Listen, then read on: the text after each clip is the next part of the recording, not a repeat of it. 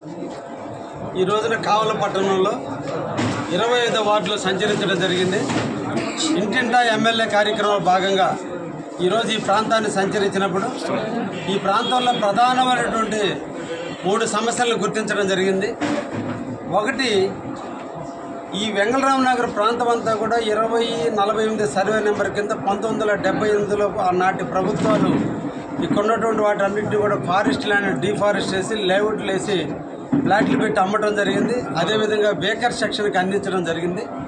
అయితే ఇప్పటికి కూడా వాటిలో కొంత ల్యాండ్ ఇప్పుడు కూడా 22A కింద ఉన్నందువల్ల ఇంటి నివాసం ఉన్నటువంటి ప్రజలందరూ కూడా చాలా ఇబ్బందులు పడుతున్నారు. అవసరానికి వాటిని సద్వినియోగం చేసుకునే పరిస్థితి లేదు.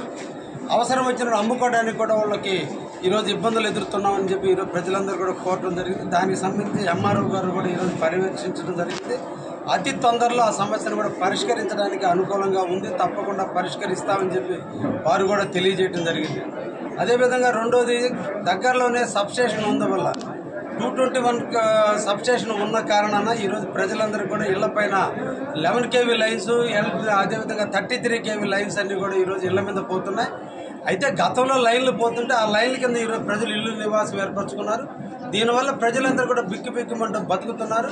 ప్రజల నివాసానికి పర్మిషన్లు ఇవ్వటం జరిగింది కాబట్టి, ట్యాక్సులు వేస్తున్నారు కాబట్టి ఇంటి పైన ఉన్నటువంటి వైర్లను మార్చాల్సినటువంటి బాధ్యత ప్రివెన్షన్ యాక్ట్ కింద మున్సిపల్ బాధ్యత తీసుకునే వాటన్నిటిని వైర్లు మార్చాల్సిన అవసరం ఉన్నప్పటికీ కూడా గతంలో పాలకుల యొక్క నిర్లక్ష్యం వల్ల ఇప్పుడు కూడా ఇళ్లపైన వైర్లు ఉన్నాయనే విషయాన్ని ప్రజలందరూ కూడా మా దృష్టికి తీసుకురావడం జరిగింది. అతి తొందరలో దాన్ని కూడా పరిష్కారం చేసేదానికి మున్సిపాలిటీ అధికారులు అండ్ ఎలక్ట్రిసిటీ అధికారులను అనుసంధానం చేసుకుని ఎవరు దీనికి సంబంధించిన షిఫ్టింగ్ ఛార్జెస్ భరించాలో ఆలోచించి దానికి కూడా చట్టంలో నిర్ణయం తీసుకుంటామని కూడా చెప్పడం జరిగింది.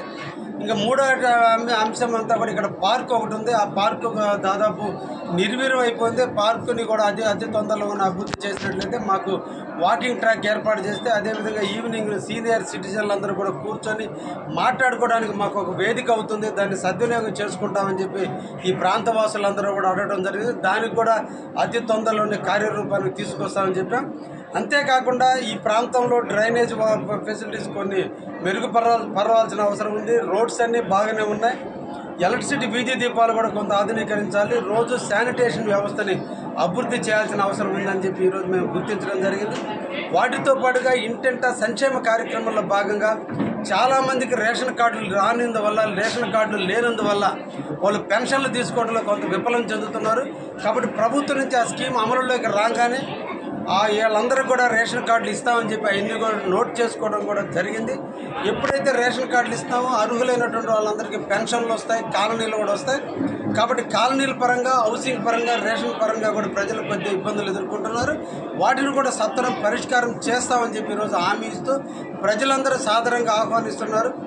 ఎనలేని మెజార్టీని ఇచ్చినటువంటి కావలలో ప్రజలు నాతో పాటు నడుస్తూ రాజకీయాలు పక్కన పెట్టి, ఓట్లు అయిపోయినాయి కాబట్టి ప్రజలందరూ కూడా పార్టీలను పక్కన పెట్టి ఈరోజు నాతో కలిసి పనిచేయడానికి ముందుకు వచ్చారు. అందరి ఆలోచనల మేరకు ఈ ప్రాంతం అభివృద్ధి చేయడానికి నిరంతరం కూడా కృషి చేస్తానని కూడా ఈ సందర్భంగా తెలియజేస్తూ ఉన్నాను. Thank you.